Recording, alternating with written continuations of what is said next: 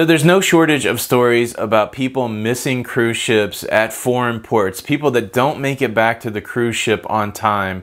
I wanted to take the approach in today's video. What happens if you are stranded? What if you are stuck somewhere? What are some of the costs you're going to incur? And what do you have to do to either get to the next cruise port or to get home? Let's break it down.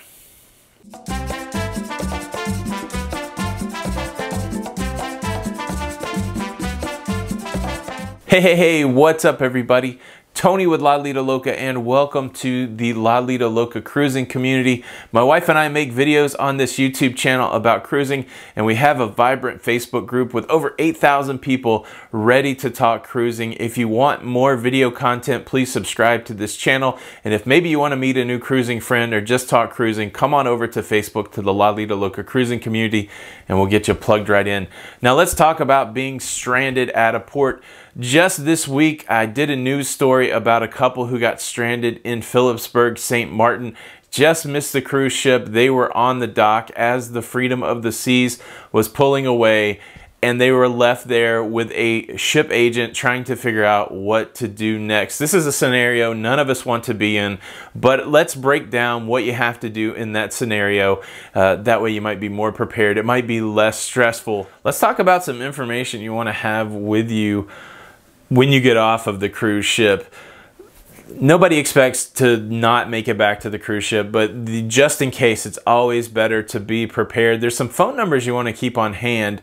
I would keep them in my phone, but I would also keep a paper copy in case the battery on your phone dies and you don't have some way to retrieve them digitally. I would keep a copy of my credit cards, a copy of my passport. I would keep the number to the U.S. Embassy for the ports that you were going to, and I would keep the customer service number for the cruise ship. With those pieces of information, you should be able to do certain things if you get stranded by the cruise ship.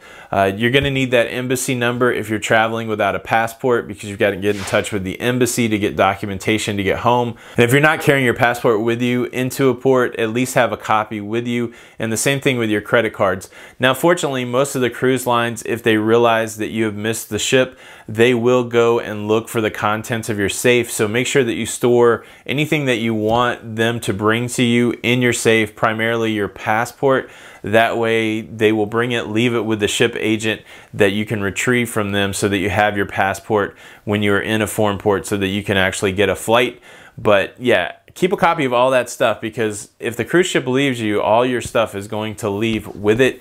And so you're only going to have what's on you, and it's best to have those emergency numbers, those numbers, so that you know how to get into contact with people that can get you to the next destination. Okay, so let's put ourselves in that scenario. We're standing on the pier. We've just watched the cruise ship leave with all of our friends and all of our stuff.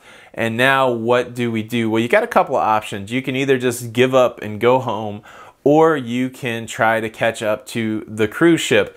Now, a lot of this is predicated on the travel documentation that you're using. If you're using a passport, it opens up a wide variety of options for you. You can fly places with a passport.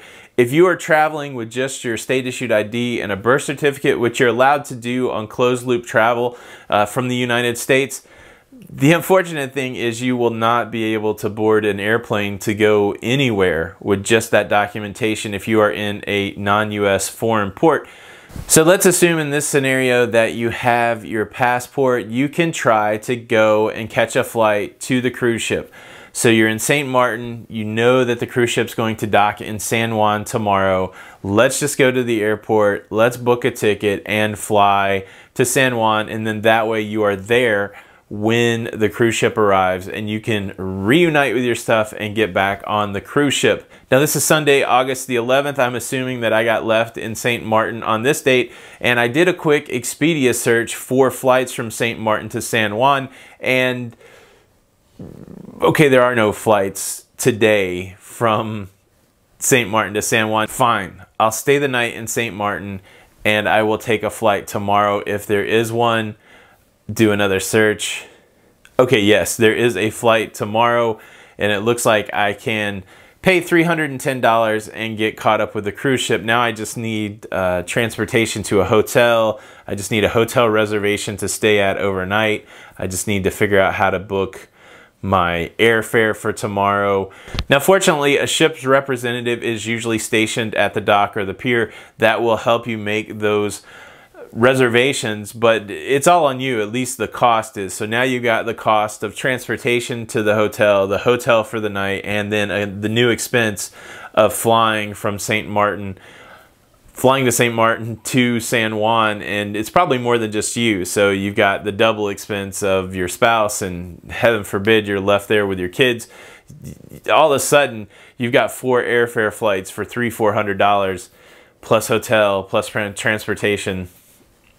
It could add up, but you could get caught back up with a cruise ship, finish out your vacation. That is one scenario. Another scenario is you could just give up and go home. I did some searches on Expedia for St. Martin to Miami, St. Martin to Jacksonville, and St. Martin to Houston, Texas, where if you cruised out of Galveston, that's where you would have to fly to. Let me break down the prices for those. Okay, so on August the 11th, if I want to fly from St. Martin to Miami, it looks like I could get a flight for $172. Not horrible. Extra expense. I got to get transportation to the airport, but I can get to Miami. That's really only if you've got to go to Miami, like say your car is there, but I guess you could fly all the way back home, and then you got your luggage to think about. If I want to go from St. Martin to Jacksonville, say I was in Jacksonville, that's $615 if I do it today. Again, that's per person. And then if I'm going back to Galveston, if I want to go from St. Martin to Houston, that's $592. So if I give up, if I'm not trying to catch back up with the cruise ship, I could just fly home. That would be a horrible end to the vacation. But then again, all of your stuff is on the cruise ship. Now the cruise line will package up your luggage for you. They will package up your stuff, and they will ship it to you at your cost. So imagine if you've got 60 pounds of luggage, if you got 2 or 3 bags, maybe up to 100 pounds of luggage, the shipping cost is not going to be inexpensive on that.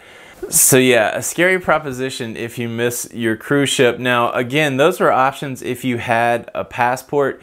If you're traveling with just your birth certificate and a state issued ID, the challenge is even greater. You actually have to engage with the U.S. Embassy there in St. Martin, and you have to get a temporary passport. So you basically have to go and tell them that you don't have a way to get home. You have to apply for a temporary passport, and I'm not even sure how long that takes. So you could be in St. Martin for a couple days while they're trying to get the proper documentation to put you on an airplane. And again, all of that is expense on you. You have to pay for the transportation to get around St. Martin. You have to pay for your lodging and food. I didn't even think about food. You have to pay for the food that you're eating. So if you're traveling on a budget anyways, and somehow you miss the cruise ship, this is going to be a huge expense. And a lot of this isn't covered by travel insurance. You missing the cruise ship is one of those scenarios where travel insurance doesn't necessarily kick in. The two big takeaways for me from this video is, first, don't miss the cruise ship. And number 2, try to have some money budgeted just in case.